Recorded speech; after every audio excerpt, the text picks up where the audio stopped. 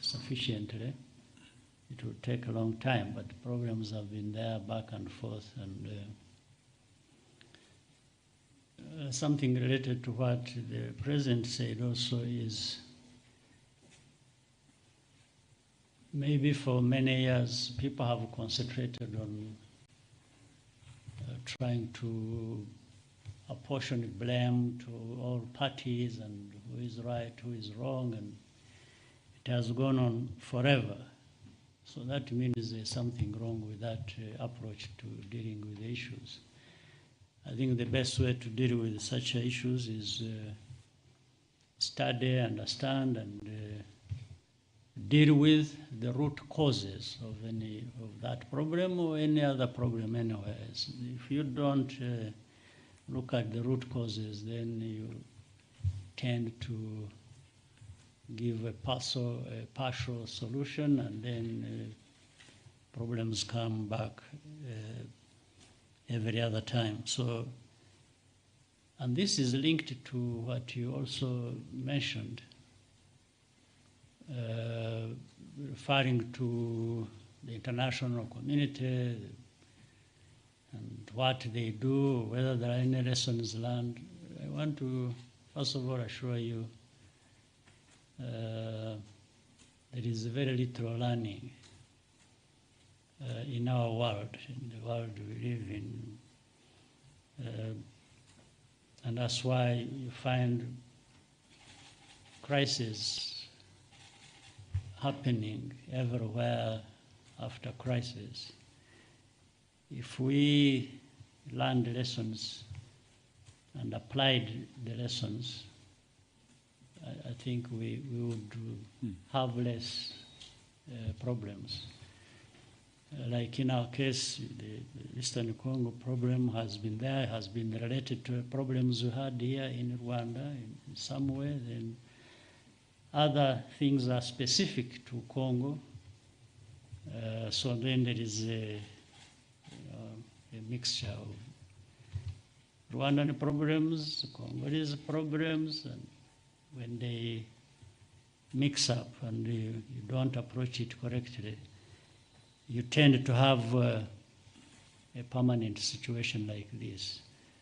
So that with the involvement of the East African community, the countries so far involved, I think putting heads together, the leaders of the East African community, and by the way, also because these are people near to the problem or linked to the problem, one or the other. It goes into what is so often talked about, African solutions. I think well applied, truly these would provide solutions, because there is a direct stake into that, and people are close to the causes or to the problem itself. So I have hope that we can find a solution, and maybe the outside world, all we need to ask is to support what the African leaders are doing and countries are contributing to, instead of getting into the mix themselves with what they think should be the solutions.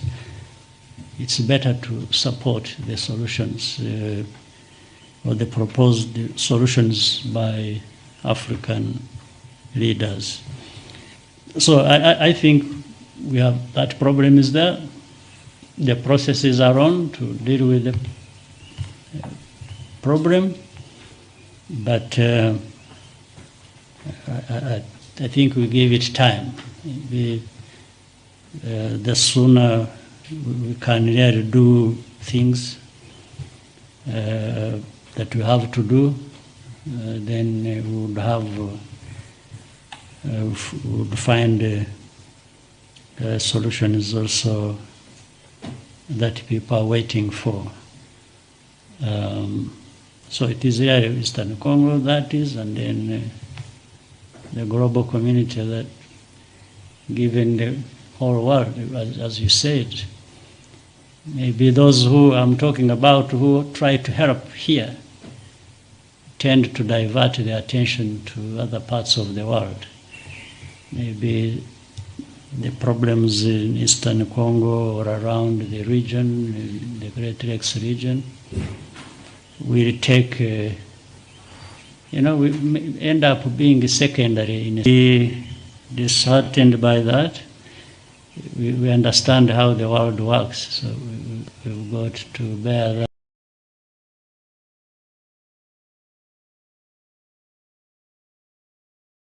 that in mind and do what we can do. So I think that's what the understanding is in the whole region. Thank you, Your Excellencies. We will now take the last two questions. Sam and then Anangwe.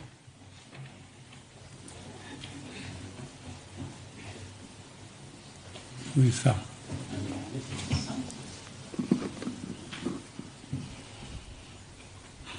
Why don't both of you go and that one, so that I said you had said two people. Yes, Sam and Anangwe. Maybe an additional one person. I can see they are struggling for the microphone.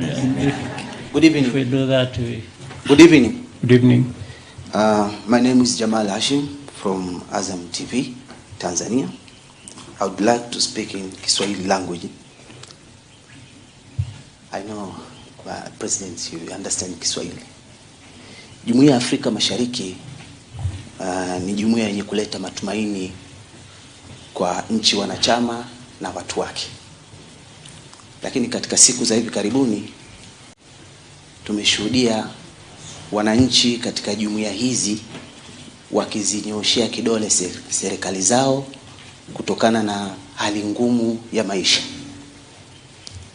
Mkiwa kama viongozi wakuu wa jumuiya wa nchi wanachama wa jumuiya hizi za Afrika Mashariki, mnadhani mnaleta matumaini gani kwa wananchi ili kurejesha walau furaha kutokana na hali ngumu ya maisha ambayo wamekuwa wakinywa?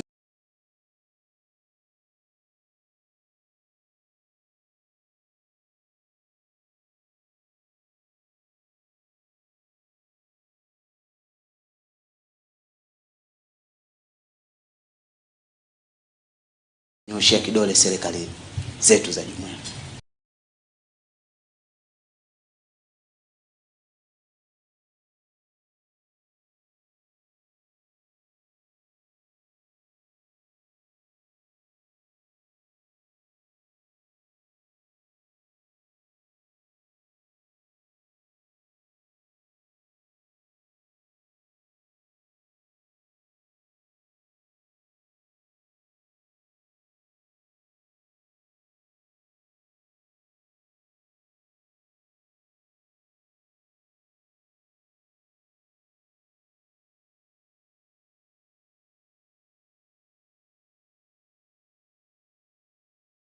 I think wait for. I think we can answer all of them.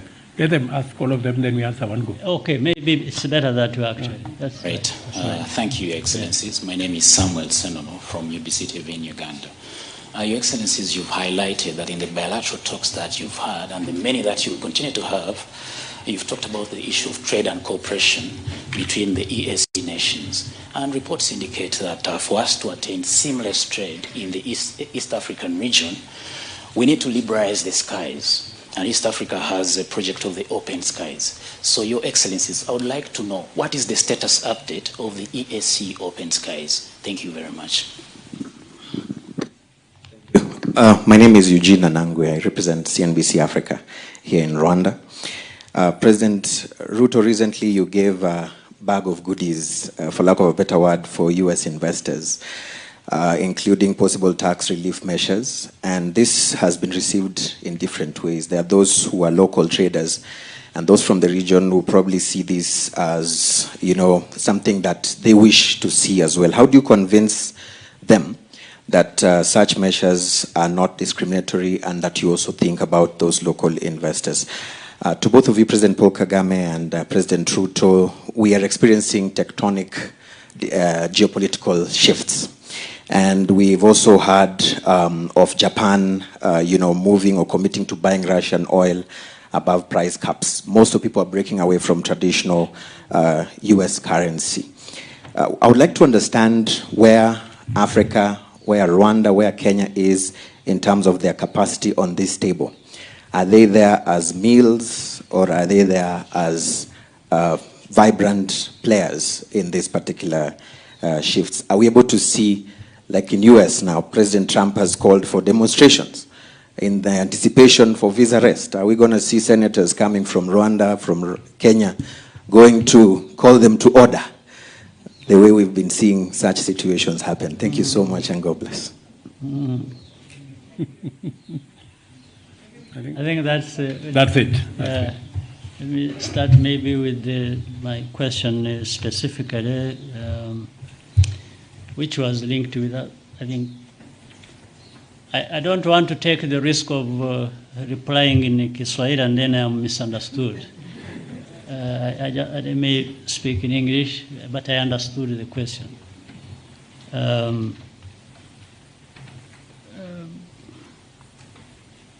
Leaders grapple with all kinds of problems. I'm referring to the first question you raised. And it goes on for a long time. Problems, old ones, new ones. The leaders are there to work with the people of any country to try and overcome these challenges that affect them. So the problems we have today in whatever country you want to talk about, and the challenges that leaders have to address are everywhere. You don't find a country without any problems. That is for sure. Different countries have different challenges, problems, but they also have different capacities to deal with those challenges.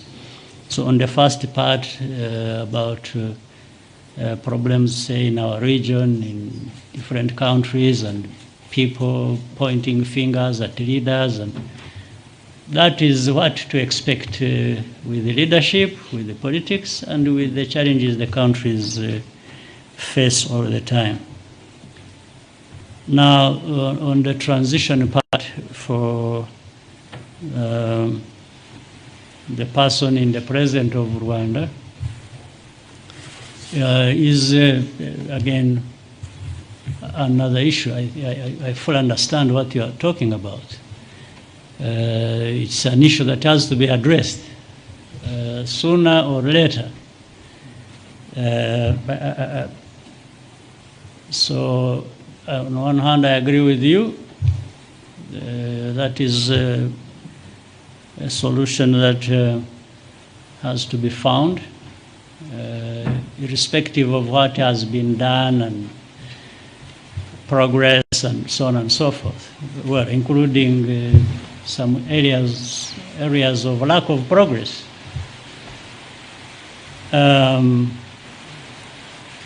But maybe you heard my speech. Is it the other night? Is it last night? Or the night before the one of us? I had an opportunity to address this question directed to my party, which over the weekend we had many things to do, including we had a Congress that brought together over 2,000 cadres of the party I lead, which leads the country as well. Some of those things were discussed. And the one you put the question to myself, I had the opportunity to discuss it with my members of the party, that it is an inevitability that we have to find, first of all, grow leaders, and not for me to decide who is going to be the next leader after me. I think that also is not necessarily correct. but create an environment, circumstances that will give rise to people who can lead, irrespective of whether I like them or not. Because I think you brought it up referring to democracy. You're talking about governance. You're talking about good governance. In good governance, I don't think you want everyone exiting to be the one to decide who comes after them. So let's put that aside. But the situation is being looked at, has been looked at, in fact, since 2010. We had this discussion within our party, within our country. But the circumstances also in Rwanda and the history and the challenges tend to dictate certain things that may not be very common with other situations. But even other situations have differences of things they have to deal with. They don't necessarily deal with, in one country, one thing, like another country does it, and so on and so forth. But while that problem is,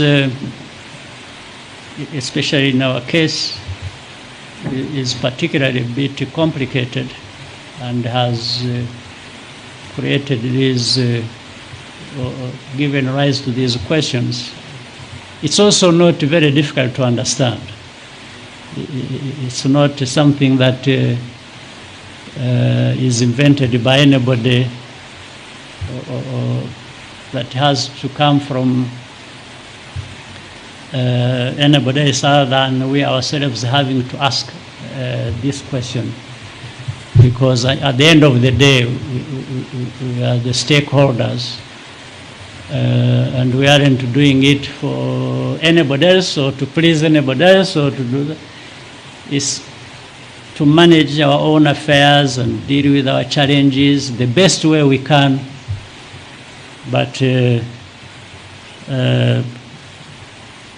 point you made, I will say, is not the first time. It's not the first time it has come up. Maybe it's not even going to be the last time. But life has to go on.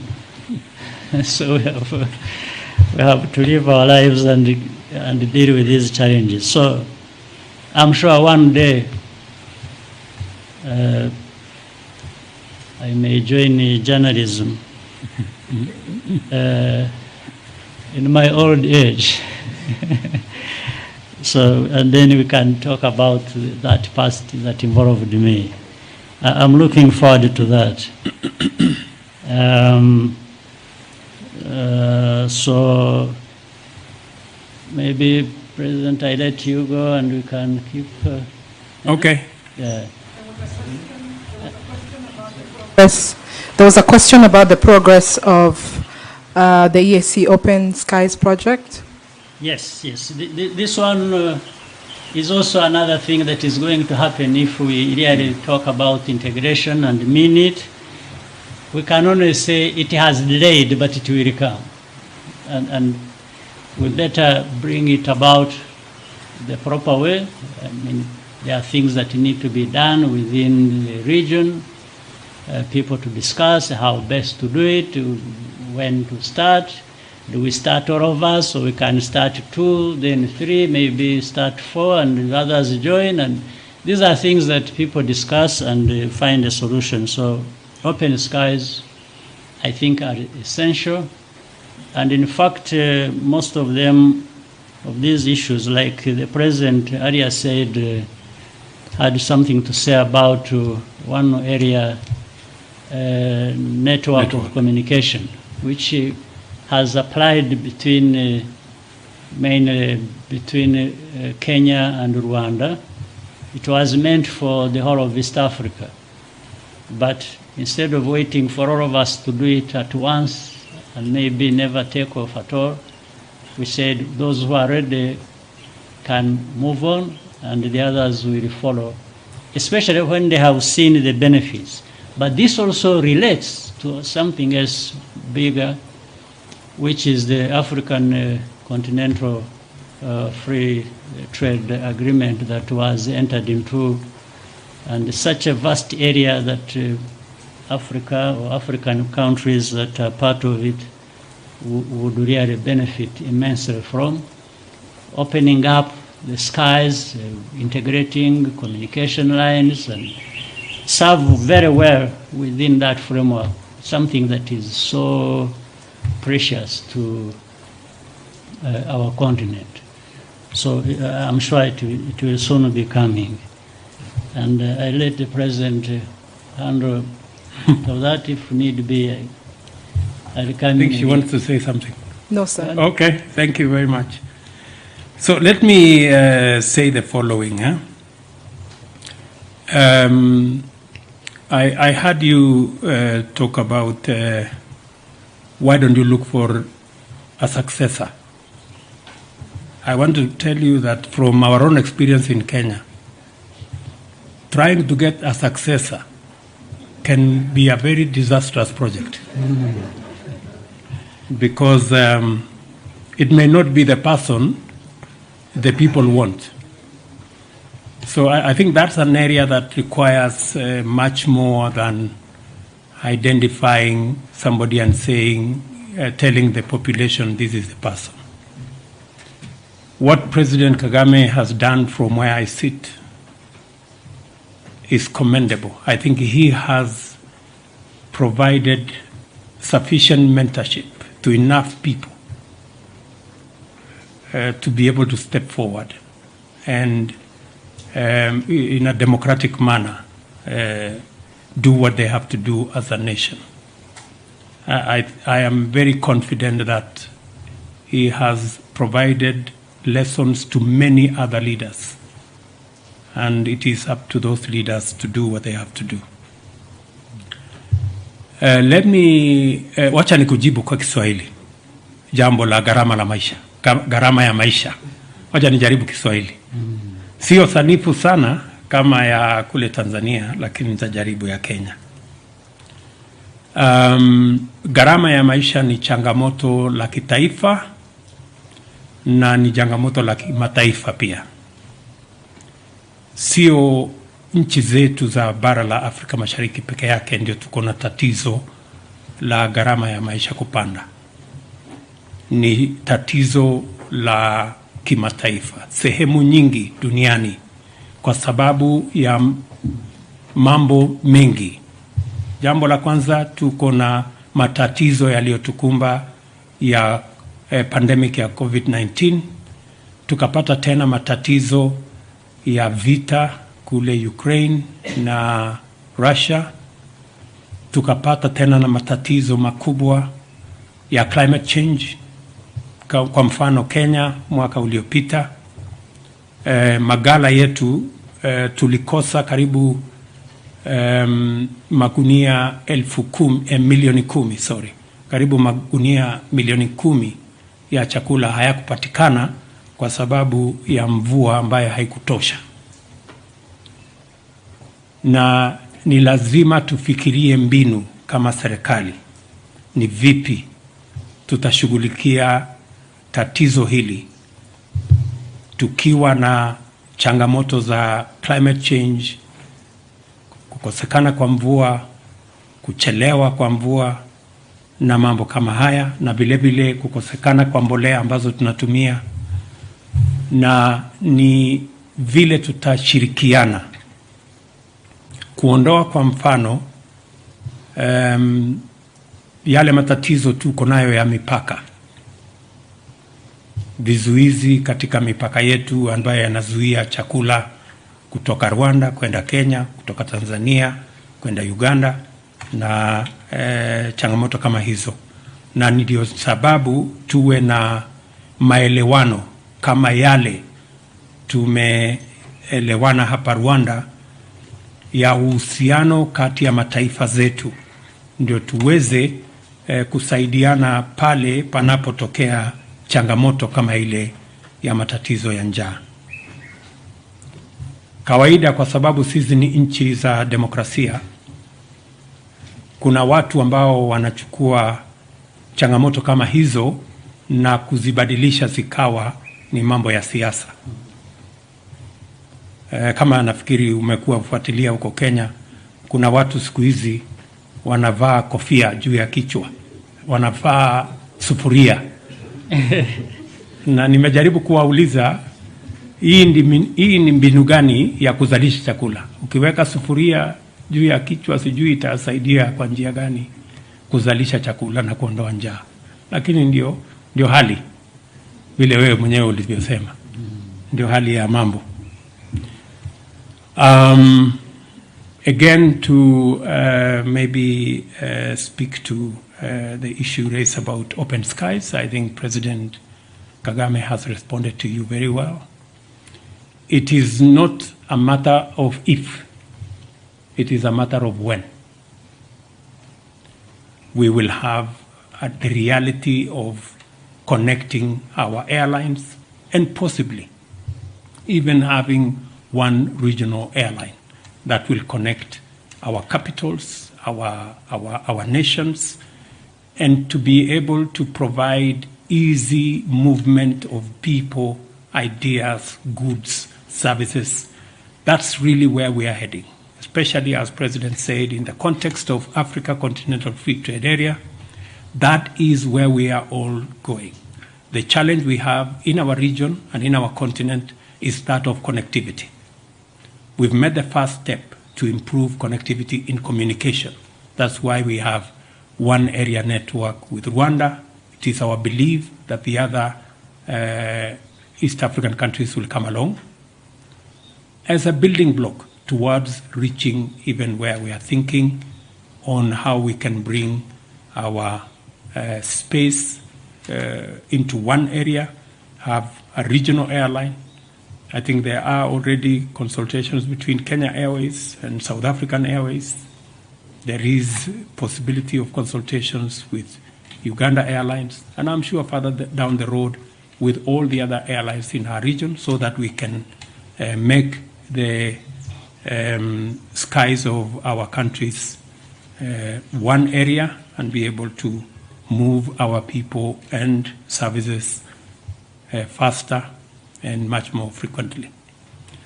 On the subject, my good friend said about, Mr. Anangwe, you said something about what? Sure. Incentives for the U.S. investors. Okay, yes. Yeah, the incentive of U.S. investors. In any case, the incentive I announced last week are not just for American investors. And I said it very clearly when I announced those incentives. They are for business, whether they are Kenyan, whether they are from Rwanda, whether they are from East Africa, or they are from the US or indeed any other part of the globe.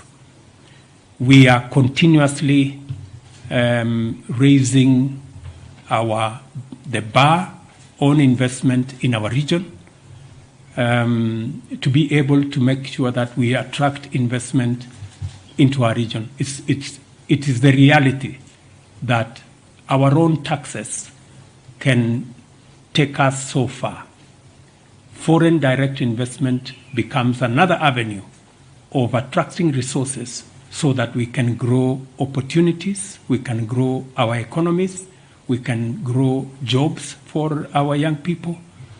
Apart from what we are doing nationally, using our own taxes, apart from what we can do with money that we can access from multilateral agencies, there is huge opportunity if we can also attract foreign direct investment. It is an avenue for growth of the economy, for growth of job opportunities, business opportunities, entrepreneurship, and it all works together. Not for the American firms, not for the European firms comes to invest in our region.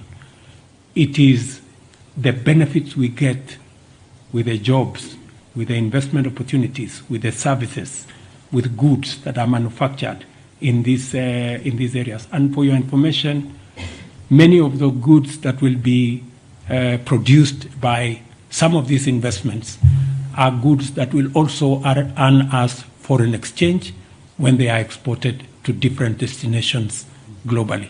So we have many companies in Kenya, for example, One Health Revital in Kilifi that exports to 28 countries in the world. And it is an investment from an American company combined with a Kenyan company and a collaboration with other entities. So these investments must be understood in that context. I know narratives are always created around these investments politically, but this is the background that I have shared with you. Thank you, sir. I think we've come to the end of the program today. Asanteni sana kwa kuwa nasi leo hii, President William Ruto. We wish you and your delegation a beautiful stay in Rwanda. Thank you. May we stand and see off the presidents.